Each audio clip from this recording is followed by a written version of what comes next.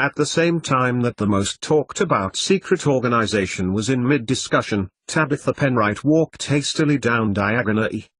Hogwarts was her destination that afternoon, and her urgency was buoyed by the chink of an opportunity to return to the office and see her colleagues before her fleeing to her new place of employment. Weaving her way through witches and wizards who were going about their business on this most magical of streets, Tabitha tried not to think of the burden of her task ahead of her, pressing like a weight upon her chest as the list that Umbridge had given to her of supplies that she needed to take with her to her new place of work burned like a lighted match in her inner robe pocket. The sooner she got them, Tabitha told herself, the sooner she could return to work, her real work, for a few precious hours. Tabitha turned to look at the shop names before locating the one she wanted and then stepping into the doorway of Flourish and Blots. The wizard behind the counter barely looked up from his newspaper as she opened the door hastily before making her way swiftly to the academia section of the shop, pulling out the shopping list.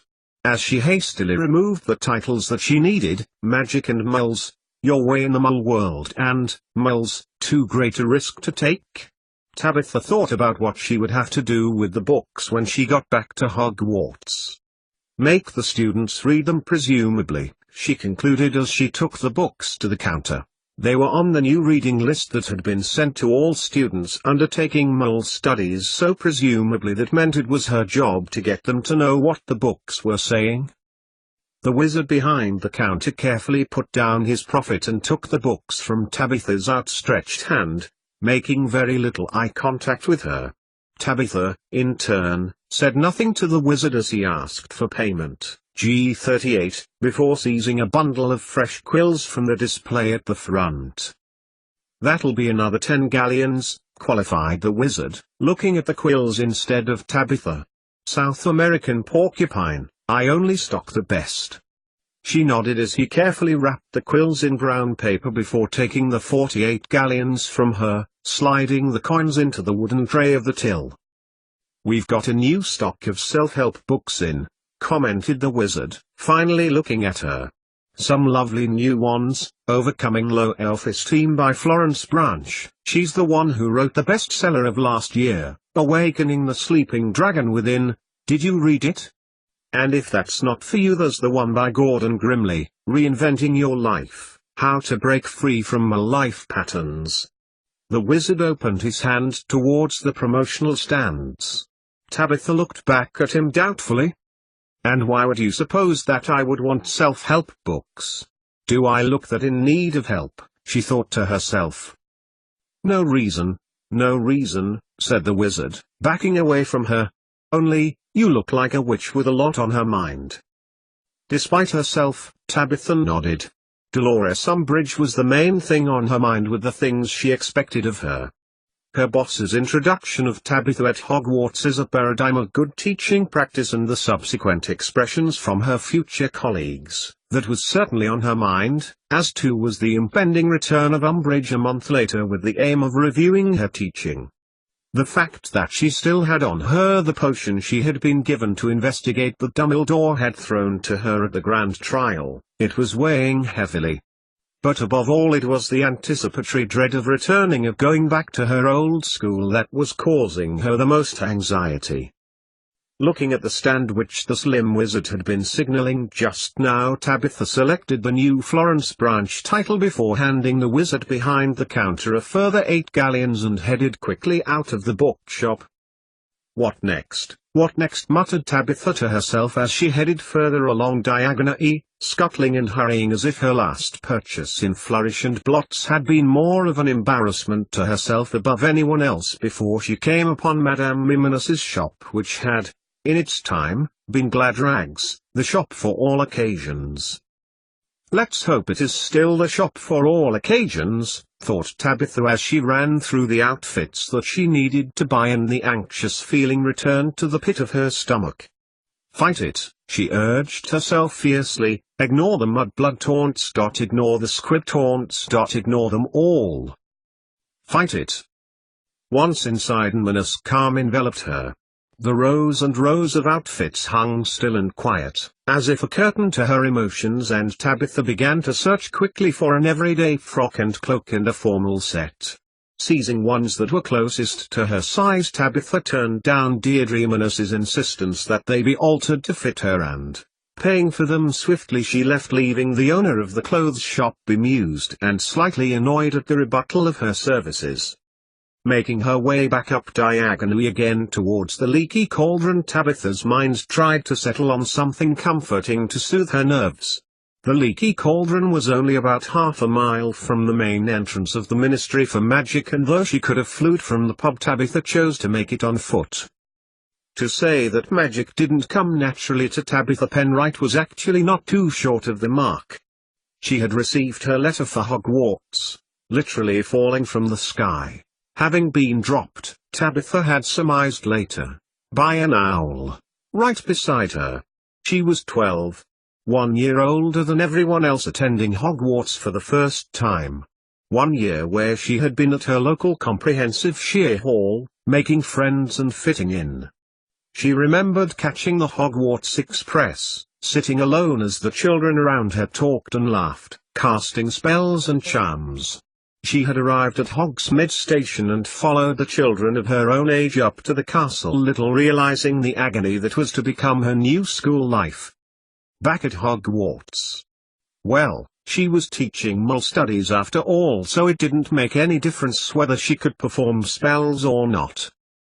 The pavement under her feet began to feel warmer as Tabitha approached the entrance to her work. Whether it actually was warmer or if it was just her imagination, she didn't know. Just the knowledge that she was nearly home, nearly back at the place she belonged, made not just her feet but all of her feel warm. This was the place that she could use her talents to solve mysteries that others could not. At Hogwarts, this gift went unnoticed under the mire of inadequacies that made up each of her lessons. Anxiety had pinched Tabitha at every turn as her inabilities were highlighted to her, though without anyone watching her she was actually not too bad. Her fear of failure had been the bane of her life, and it was at times such as those when the ability to do magic seemed to leave her. Her magical incompetence had caused a certain amount of teasing at Hogwarts her first year there, and exams had caused exactly the same feeling, and she had failed every single one of them. Her mother had not been pleased, saying at least if she had gone to a mole school she would have got something for her time, telling her daughter that the school sounded elitist. Of course it was, Tabitha had thought at the time. She knew that her mother, who valued academia as the only route in life, blamed the system, but Tabitha wasn't prepared to give up. She could do magic, though almost every time she tried it didn't work. And then she'd made friends with a girl in Slytherin. She was quite nice, seemed to listen to her troubles, they used to chat now and again. 2 years above, though only a year older, Tabitha had been put into the first year. Rena Brown seemed very nice and had seemed to understand the confused and lonely Miss Penright. How trusting she had been, thought Tabitha as she trod the pavement hotly. How much of an idiot she had been to put her faith in her. Tabitha soon arrived back at the Department of Mysteries, her heart soaring from her plummeting recollections of time past at the brief reprieve that she had been granted before she needed to leave. Gone now were piles of ministry paperwork. Gregor had explained this morning how some senior wizards, Umbridge included, had removed them from their filing cabinets and performed the incendio charm. Much to their amusement, her boss explained.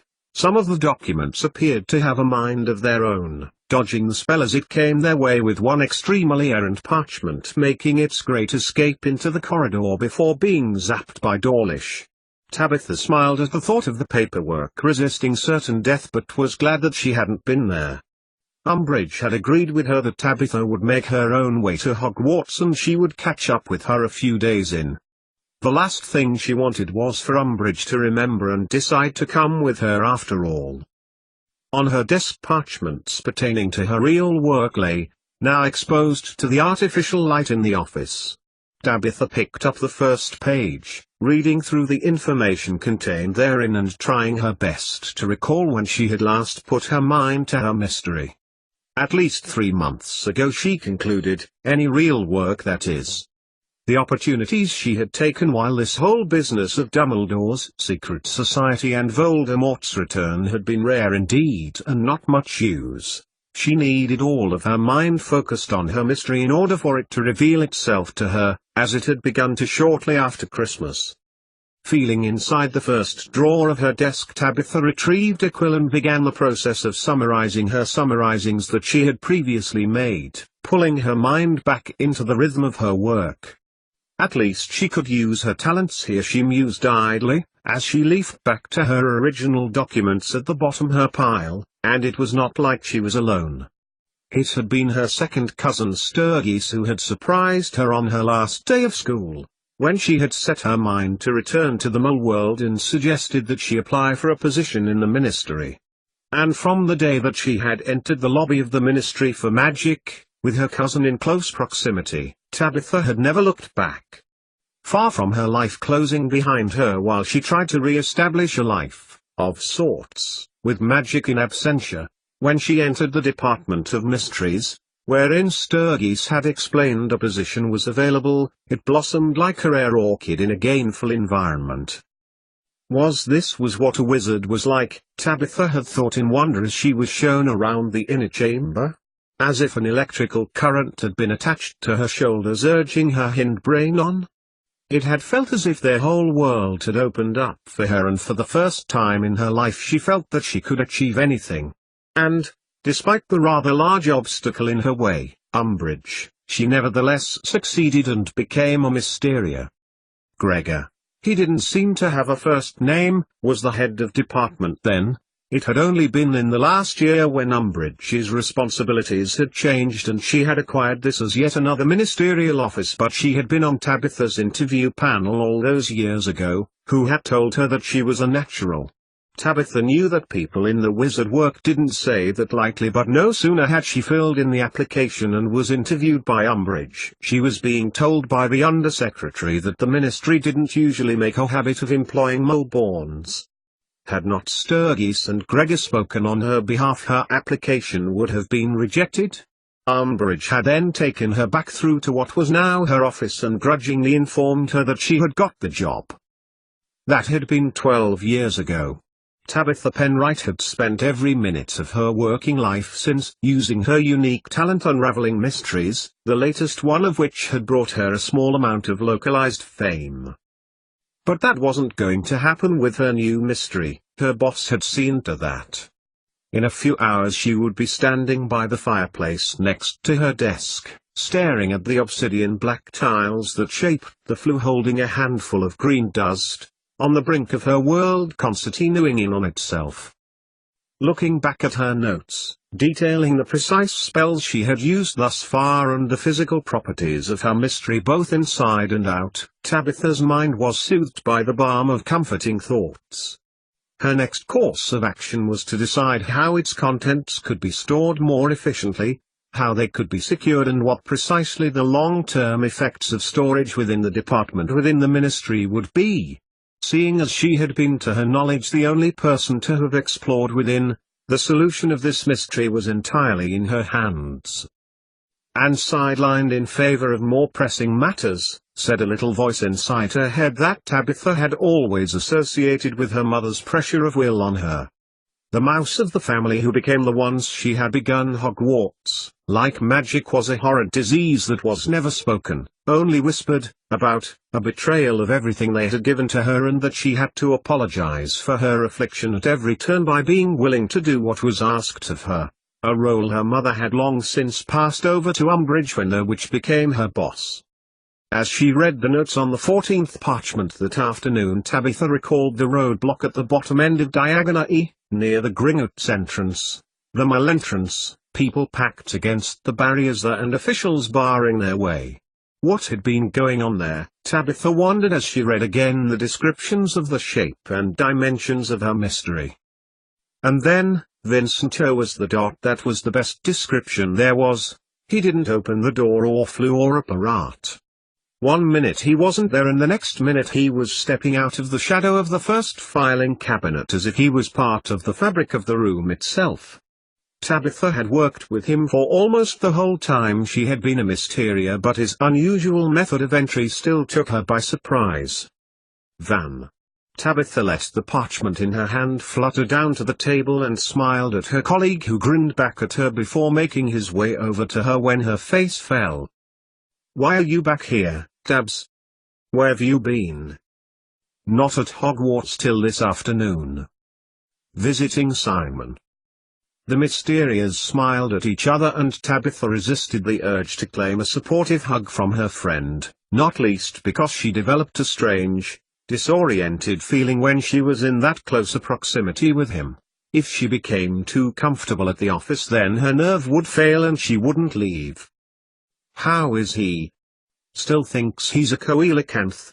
Simon Piccolestri was their other colleague, who had been in St. Mungo's for the last 8 months because of spell backfiring whilst working on his mystery, Pandora's Box.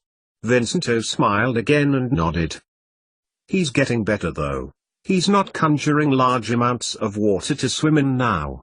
Tabitha smiled, remembering her last visit and leaving the hospital wearing a full gallon of brine. "Tell me you don't have to go and you've decided to give Umbridge a piece of your mind and you're staying here so we can get to the bottom of our real work." Vincento waved his hand towards his desk, frowning as Tabitha shook her head. "I'm not at Hogwarts till this afternoon." Tabitha repeated her earlier words slowly. Much as she liked her favorite colleague, sometimes he didn't catch everything she said. "And that's probably because you decided not to bother to even look at your mystery with all the other work that you managed to avoid." She shook her head in mock reproach as Vincento grinned with delight at Cecilia's calling of attention to the plain facts before her. "On the contrary, I did some," he replied, tapping his nose with a long finger as he leapt spryly from the edge of her desk and made his way over to his own. Tabitha nodded. On the whole, though the results of their work were valuable to the Ministry, Mysterias were not treated very seriously. Consequentially they became defensive of their work and secretive, a manner that even existed between each other. Suffice to say that although professional interest incited Mysterias to ask in general about the work their colleagues undertook, few details were exchanged. Tabitha knew, for instance, that Vincento was working on a casket that had been discovered in Vault 000 of Gringotts Bank, said to have been put there before even the bank was built, that he had yet to open it for it was holding firm even to the most magical spell. They never asked each other for too much information because their colleague's mystery was theirs. In a way, the mystery chose the Mysteria as much as the other way round. Well, that's how Gregor described it, although chosen wasn't the best adjective to describe the innate feeling of rightness that a Mysteria felt when engaged with their mystery, and as such Mysterias respected each other's right to share as much or as little of their mystery as they wanted to. A mutual code that all Mysterias followed. Vincento, though interested in her mystery, and to Dumbledore's potion, wouldn't dream of pressing her for details. He would wait to see if she was willing to share anything and let Tabitha take the lead. It was this manner of their work that had helped to build up the reputation of the research wing of the Department of Mysteries as being weird and strange. The work that Tabitha Penright had done, in the realms of her specialism, prophecy interpretation, had raised their profile to a status of semi-seriousness which had resulted in their inclusion in the work from the Great Battle. With a sigh, Tabitha voiced her concerns to Vincento. "Look," Vincento replied, taking in Tabitha's resigned expression, "if you'd not solved the prophecies then we would have been left high and dry." Tabitha nodded slowly. Gregor wouldn't have been able to prise the orbs from the hands of the unspeakables who had been charged with the task of cataloguing these mysterious spheres found on the bed of a river in Moldavia from which she had been able to remove the water. The nature of the prophecy had then changed and Tabitha had interpreted them with ease, which meant they could now be sorted according to their true nature by the many dozens of department employees who did the day-to-day process and maintenance work of prophecies. Had she not done so, the department would surely have regained its reputation as a joke. "I've just finished the entire first volume of Encyclopedia Magica," said Vincento, and Tabitha smiled as he picked up his second mystery. bringing it over for her inspection. Once a mystery had been solved, mysterious were more than happy to share the results with their colleagues. A few of them caused a large headache, but in the end I got some interesting results with the French spells. I thought I had it at one point, though. You told me that the languages were giving you trouble. Tabitha repeated the information Vincento had told her almost a month ago, and recalled the course of action that he told her he would follow. Vincento smiled and perched the Encyclopedia Volume 1 on her desk. Well, it's nothing demonic as far as I can work out, nor elvish, I should have guessed about that, nor trollish or gobblish. I've tried several different languages, French, Russian, gobbledygook, Double Dutch. Tabitha nodded. Sometimes the intonation of the words made a difference. And now? I've tried Occidental magic, now on to Oriental. That'll give me the lead to Volume 2, where the language pattern and even the shape of the letters change. I'll have to make a note of it. I'm supposed to be on the casket. Tabitha smiled as Vincento took the book back to his desk, lying it down next to the casket before dragging a chair over to her desk, sitting on it nimbly.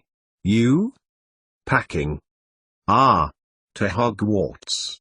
Vincento picked up a couple of Tabitha's belongings from her desk, her picture of Egbert, her favorite carnivorous plant and her brown paper bag from Flourish and Blots. Glancing at the titles, Tabitha shook her head, taking the books from Vincento's outstretched hand, exhaling slowly. Here it was, her new mystery. Can't see what good it'll do. The mole's long gone, and though I can take befuddlers at any time from here, it's going to make no difference. There's 60 million people out there, 60 million moles in Britain. She's long gone. I've got to speak to the teachers there about something called the Universal Link Dash. Never heard of it, mused Vincento distantly. No, it's new. It's what the trial was about. Ismail, Cecilia Frobisher supposedly managed to find an underlying link between moles and wizards, but the research went after Voldemort returned, and she's in hiding. I managed to track down her rough location. And I have a feeling that the wizard she worked with is a teacher at the school. But whether that wizard will tell me anything. And you've still got to go? Even if they do track down this mole? As soon as they do, the trace will be activated, and we'll know for sure. Dumbledore has given Fudge her location supposedly, but my letters are still going out. Tabitha looked across at Vincento and sighed again. They're more concerned with what the children are learning at school. She motioned to the thick curriculum document that lay weightily on her desk. Umbridge. Vincento almost spat the word in disgust, and Tabitha nodded, recalling her attempt at involving him in the recent half-breed interrogations. I've got to do this other research in my spare time in between teaching mole studies. Tabitha threw her wand onto her desk, where it emitted yellow and blue sparks which incinerated a blank sheet of parchment on her desk. You're supposed to be here with the artifact, commented Vincento as they both watched the ashes of the once parchment descend onto her desk. I know. Anyone would think they didn't want us down there for some reason. Anyone would think that my mystery, which admittedly has lay unresolved for hundreds, if not thousands of years, was not important. Tabitha folded her arms and stared at the floor, waiting for the annoyance to pass. Vincento waited patiently for her to continue. How about Gregor? The usual. Both mysterious looked across at the pile of paperwork that seemed to have grown, before looking back at each other and grinning mirthfully, which, after a few moments, turned to uncharacteristic laughter. He got some of the post-imps to sort it all last time when he couldn't get to his desk, continued Vincento, as he got agilely to his feet. It did not going down well with Umbridge. Splendid, exclaimed Tabitha, feeling her face fall a little as the black cloud of impending departure settled over her head. I'd have him back as manager any day. He's head and shoulders better than that cow Umbridge. From his desk Vincento stopped talking, watching his colleague get resignedly to her feet. Tabitha smiled across to him wanly. Well, she began, pulling out a beige embroidered bag from her desk and began to pack some of her things from the top of the leather-backed desktop, glancing between her friend and her task in hand. "I've got to go. The term feasts tonight and I suppose I'd better get everything sorted out." Swinging the bag onto her shoulder, Tabitha tucked her chair under her desk before walking past Vincenzo, opening the door onto the department's main corridor. "See you soon, Tabs," nodded Vincenzo as she closed the thick, obsidian black door behind her.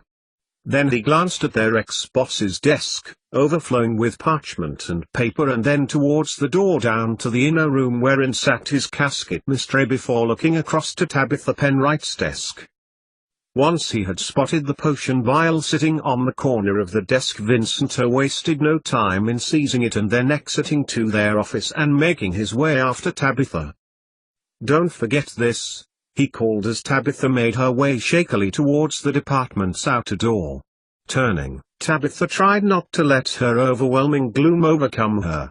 Patting her on the shoulder as she took the vial out of his hand, he added, "You'll be back before you know it." Tabitha smiled again at Vincenzo as she risked disorientation. "What am I going to do without you, Van?" 88,888,888. The bogies of the railway line clipped out their rhythmic beat as the Hogwarts Express clattered along the tracks towards Hogwarts School of Witchcraft and Wizardry. In the first-class compartment, 3 fifth-years contemplated their return to school after a year of eventfulness. At least one of the three was considering the short time they had to complete all that they needed to in order to pass their OWLs. No. Not pass their OWLs. This student would not accept anything less than exceeds expectations in every one of their her subjects. As this author's concealment of the identity of the passengers in this particular carriage has not been carried out with much skill, imagine if you will a carriage where the 3 occupants are all silent as the periodic pulses of the wheels against metal rivets punctuated the silence. It was not only her examination grades that had subdued Hermione Granger into silence. Other things were on her mind at the moment. Sitting as she was entwined in Ron Weasley's arms, the young witch was staring out of the window, mulling over the racing thoughts in her mind that had slowly developed since that very morning. "Comfortable?" Ron turned to her as she wriggled slightly under his arm. She murmured, continuing to look out of the window at the glorious unfolding landscape as the south slowly gave way to the north. The third fifth year, glancing between the couple before turning over a page in his thick tome about magical plants, was not Harry. This had surprised both Ron and Hermione as they had arranged to meet him at King's Cross, and they themselves had barely caught it, waiting as long as they did on platforms 9 and 10 for their best friend, not least to share with him their news. What a lovely time to be returning to Hogwarts, Hermione thought as the beautiful landscape reflected the warm summer sunshine. The start of May was always so beautiful, just when the springtime had turned into summer and the freshness of the season was in the air. So unlike September when, just about now in their journey, rain would ingratiate itself with the windows of the carriages. But their OWLs were so close. The voice in her mind leapt to the front, beating back the demands of other thoughts that were residing near the top of her consciousness. They had been away far longer than they should have been. It was already May, and despite her spending a lot of time at the Burrow, the time to return had come and gone. Hermione was so very distracted by the thought of losing lesson time that she had taken it upon herself to write to Dumbledore personally. Tonks had visited them in response to the letter. She had been the second person Hermione had told that she and Ron were going out, after the Weasley clan, which counted as one. Other visitors too had called at the Burrow, and all in all, despite Hermione's anxieties, the time had actually passed relatively quickly. On some counts, Hermione's thoughts switched to the reason she had actually been at the Burrow in the first place. Mr. Weasley had met her off the train, informing her that a law was about to come into force preventing parents of Muggle-born wizards from accessing wizard buildings. He had told her that he had visited her parents who had from what Hermione could work out, been most bemused by his visit, and they had agreed that, for the extended holidays, that she should stay at the Burrow. They had also offered Mr. Weasley free dental care, which had been the source of the wizard's own bemusement. So Hermione had not seen her parents for a very long time. This, her concerns about her exams and her new relationship with Ron had given her and Tonks a great deal to talk about. The older witch soothed her woes to some extent about her exams, and had taken the trouble to check on her parents for her. In exchange for the happy, if obvious, news about Ron, Tonks expressed her clear delight in her own relationship. She was happy, she explained to an astonished Hermione as they walked almost to Ottery St. Catchpole, very happy to be with Nick Smith. Hermione had asked her whether it bothered her that Nick wasn't a wizard, and the older witch laughed, commenting that maybe there was wizard in him yet that had yet to show itself, as it had done for her father. And if not, she added, she didn't care. Tonks went on to explain that despite their closeness, she didn't feel for Remus as she did for Nick. Hermione had asked her about love, what it meant, how it felt. She'd asked Tonks how people can love different people at different times in their lives, and in different ways. I've always thought the English language a bit impoverished when it comes to love, said Tonks, insightfully as they approached the village church. I mean, we say we love someone, and we say we love baked beans. At this, Hermione had smiled. There's different kinds of love. What I thought was romantic love wasn't really. I love Remus, I still do in my own way, Tonks continued as they walked around the churchyard. Remus loved Lily because he told her first above anyone else about his lycanthropy. I think I'll always love him, and that Remus will always love Lily, and Cecilia will always love Tim. So Remus had been in love with Lily, Harry's mother. Out of the window a flock of birds circled high overhead. She, Hermione, could understand that. Tonks had said that he'd been the first one he told about as being a werewolf, even before Sirius or James. Lily had always supported him. It had been he who had found them both, when Tonks was just a child, at Godric's Hollow. He'd been unable to bear the scene. This he had shared with Tonks, drawing her closer to him. Hermione gripped Ron's hand a little as she followed the birds with her eye as they were caught on the breeze in the distance, and she wondered how much of this Harry knew. Ron stroked her arm as he idly flicked over a page in his comic. But now, after this morning. And the tension about their OWL work began to gnaw. Harry'll be fine, you'll see. Ron turned to look at Hermione and she realized she was gripping hold of his arm very tightly. She smiled as she turned to look at him. Yes, she nodded, glancing over to Neville, who was still reading his hefty plant book. I know he will. I was just thinking about the security. It was Ron's turn to smile at Hermione as she nestled closer to him.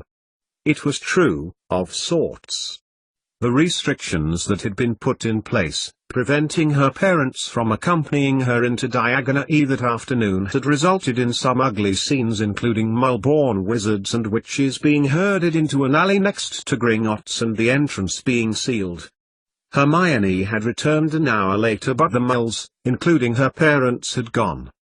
After all we've been fighting for these years, and now our own ministry has put such harsh terms in place, I worry about Mum and Dad. Ron reached down to stroke her hand, a far different response than when she'd first mentioned her background at the start of the summer, when she had felt compelled to defend her learning of science. Then, they'd had a mild argument about this. Ron had noticed the letter sent by Mrs. Frobisher and told her that it was beneath her when she was a witch. Hermione had explained rather forcefully that even though she was a witch she also had some Mull background, and besides, Mrs. Frobisher had shown how both of them were connected. And then Ron had agreed to help her. Their operation had to be cloak and dagger so that Mrs. Weasley wouldn't find out that she was communicating with their ex-Mull studies teacher using the regular owl post after Harry had returned to his aunt and uncle, taking Hedwig with him. These covert operations tended to be conducted at night and had inadvertently drawn them both together. Hermione didn't exactly know how they ended up going out. Neither of them had asked one another. It had gone from sharing secrets to holding hands, to snogging, to being relaxed in each other's company. It had been Ginny who had wheedled it out of her brother one evening at the dinner table, winding him up so much that he'd exclaimed to the astonishment of all that if boyfriend and girlfriend couldn't hold hands and spend time together there wasn't much hope left at all. "Your parents'll be fine," commented Neville, glancing over his book at them both. "It won't be long until you see them again. It'll be the summer soon." He caught Hermione's smile as he returned to his book. "We've got exams to do before that, though," she said softly, looking out of the window again. "Exams, Pa!" exclaimed Ron, turning over another page. "If we don't know it by now we never will. That's what worries me." 88,888,888. Why had she reacted like that? The memory of the still recent argument was echoing in her ears like warning bells of a distressed ship caught up in difficulties. She had been very defensive, mostly through guilt of having spent less time than she ought to have done on the potion for Harry in preference to her one for Remus. His reminder to her that they would be quicker at it if she were to return to Hogwarts might have actually angered her more. But how could he not tell her? That was how they worked together, on mutual honesty. That was how they had worked together. Cecilia's uncharacteristic pacing around the cottage's living room began to quicken as the fierce argument that seemed to have come out of nowhere replayed itself in her mind. They shared information. They worked together. How dare he come here and tell her to return? She's told Severus only a couple of days ago that there was no chance of her returning. But she could have just told him, reminded him carefully of her decision. Why has she reacted like that? And why had he argued with her so furiously? They'd argued before. There was nothing new in their disagreements. But this time. Clearly there was more than just her absence from Hogwarts that was causing this chasm. Shaking her head, Cecilia continued her pacing into the kitchen, whereupon her velocity decreased and proceeded to her potion research, deciding not to speculate on what reasons they might be. Why had she reacted like that? Snape stared at the information laid out on the desk in his room in the teachers' quarters. He barely had time to inform her of his progress in both physical and biological sciences before.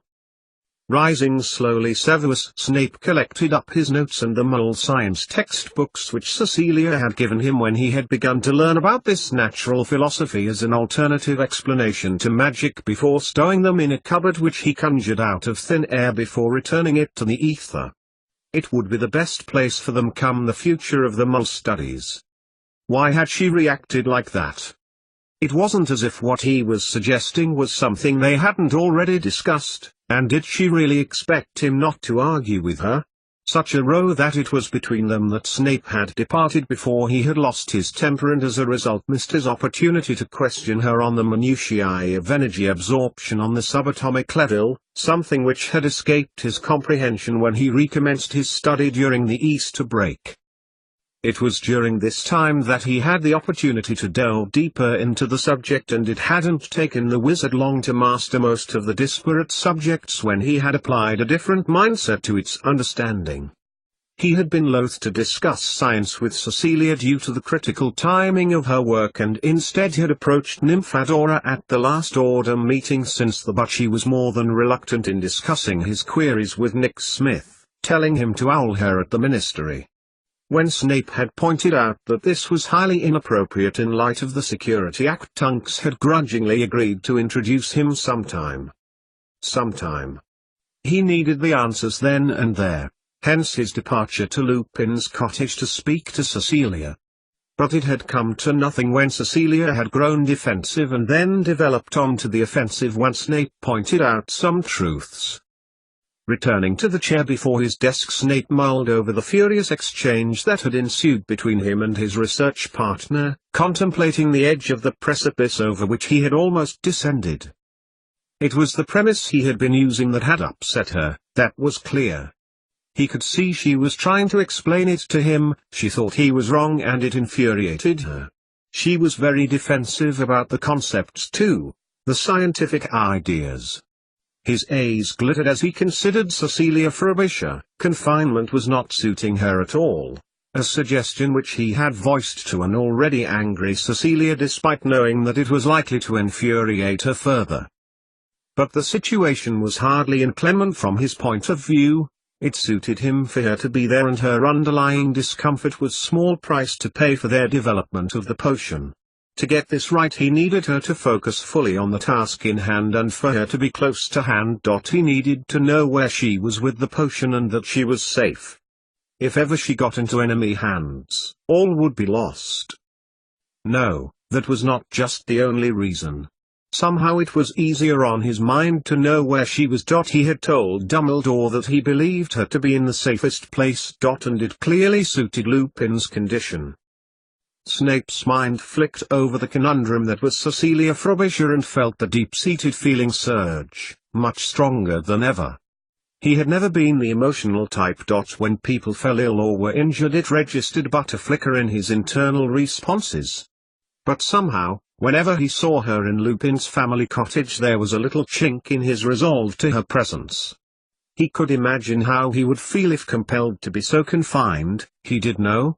Cecilia Frobisher had freed him from his own incarceration into a world to which he had chosen to belong almost 20 years before. And now he was willingly and actively pushing for her to stay there, even tormenting her by asking her to return to Hogwarts with him. Glancing over his shoulder to where he had magicked the box in which he had stored his own learning of science, he nodded in its direction. When he had solved this. When he understood science as she did, then he would know. With her help he would be able to refine Harry Potter's potion and uncover the deeper mystery surrounding the universal link in the process. Getting to his feet, Snape looked across at the door. All of this, and he had not told Cecilia about his own advances. He told himself, shaking his head in unalloyed annoyance. Mainly this had occurred because she had not given him the chance. Mainly. Turning his mind to his own premise, Snape got to his feet. Wizard health. The key appeared to lie in the lives of those in the shadows, those that were in the gaps between wizard and muggle. Those people who had developed their natural magical talent at a late stage, or those witches and wizards who had chosen to give up their abilities by living in the muggle world. And there were also those others in the shadows, with magical abilities whose DNA did not define them wholly as wizard. Those whom the Ministry were currently persecuting with vehemence. Fleeting a mental glance at the soon-to-be husband of his research partner, Snape made his way over to the wardrobe, shaking out his dress robes before putting them on.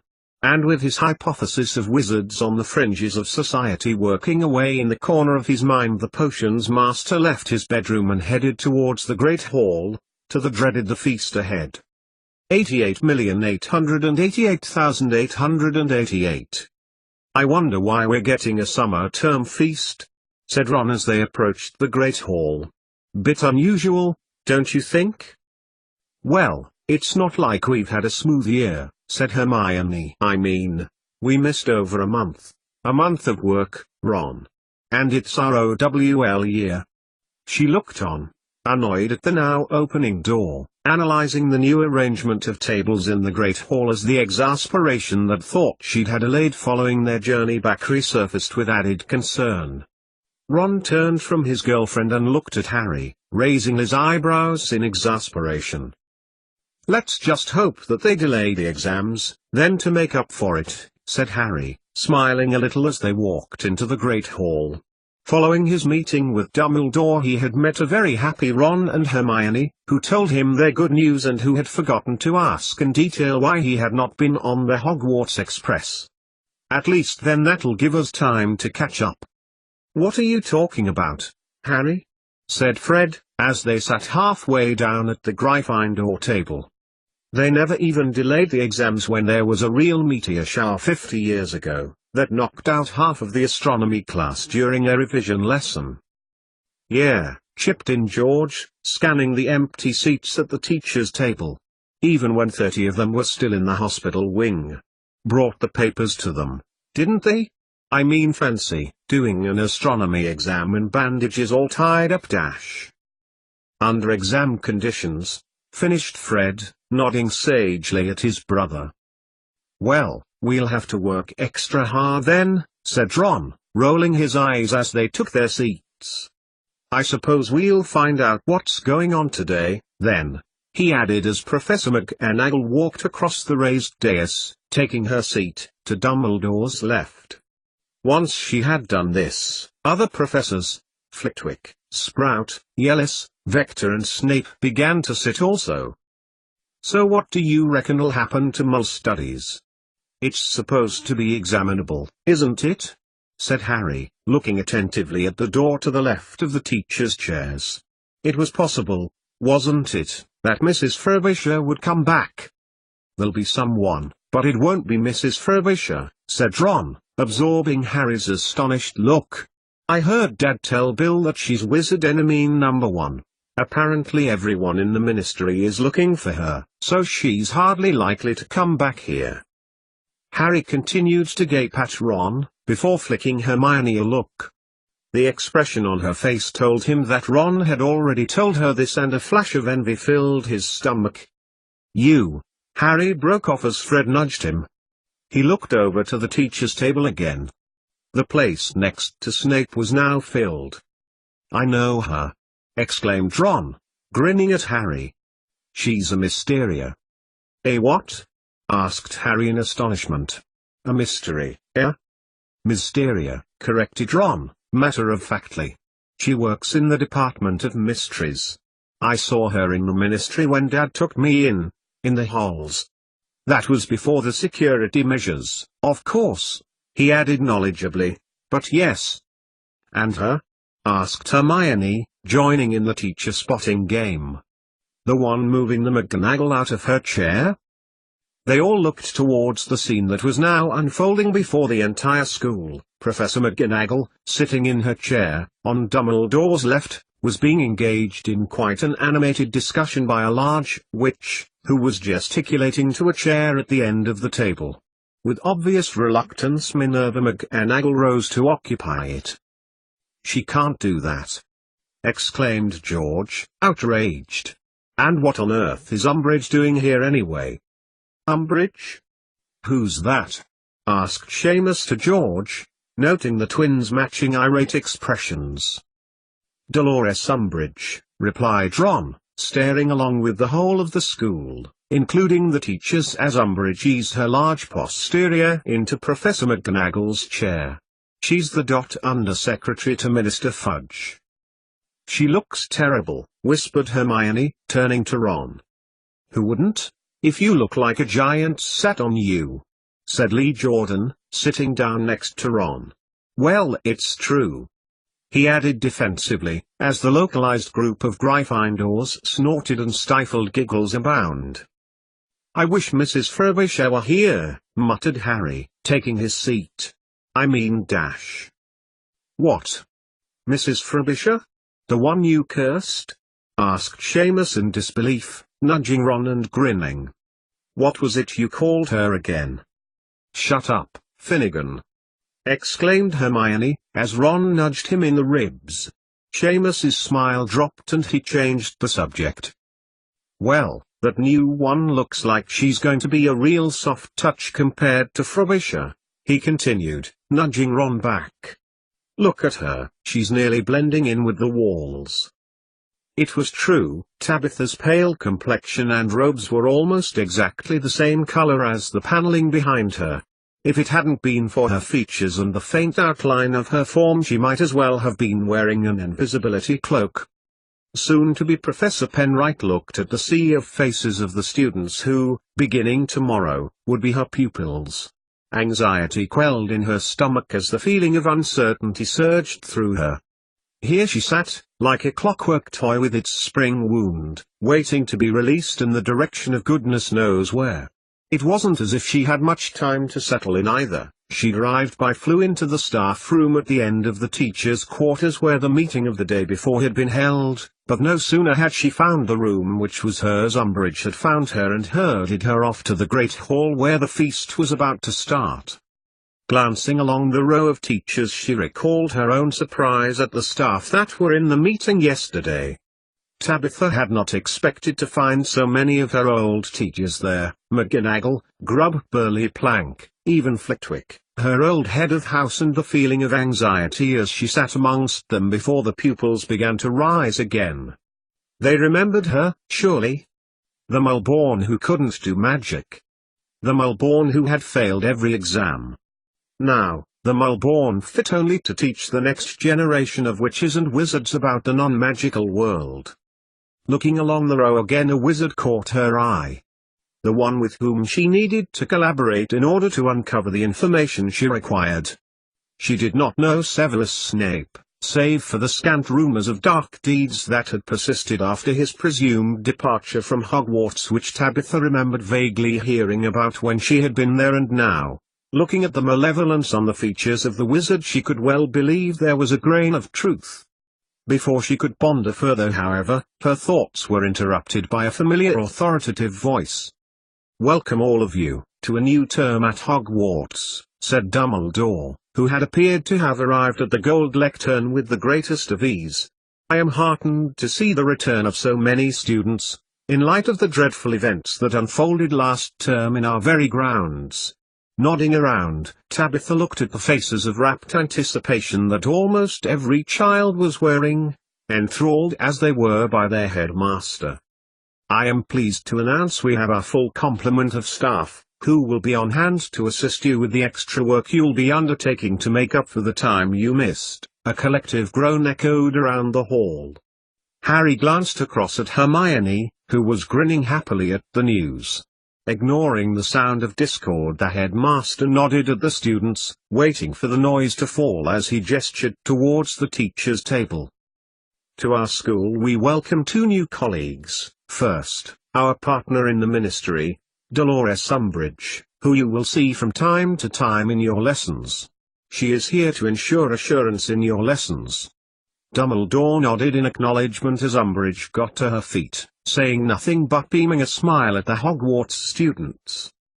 "You have heard of the security measures put in place for our protection," Dumbledore continued as Umbridge took her seat again, "and the horrifying incidents this morning, including mole permits." Around the hall murmurs sprang up and a low hum of uncertainty began to circulate. Over the ebbing noise, which fell to nothing in the presence of their headmaster, Dumbledore spoke.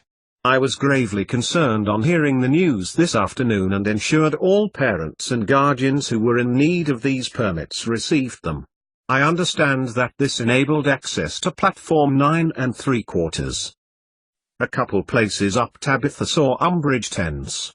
It had been she, Tabitha knew, who had instructed parents of Mulborns be denied access to the platform in the name of security. "Our Mul Studies program will be continuing under the new ministry-prescribed curriculum beginning this year, which rolls out to all subjects as of tomorrow. I have the pleasure to introduce Dash." But Tabitha's introduction to the student body was not to be heard for, as Dumbledore spoke. Umbridge got back to her feet before making her way to the front of the teacher's table before planting herself next to Dumbledore.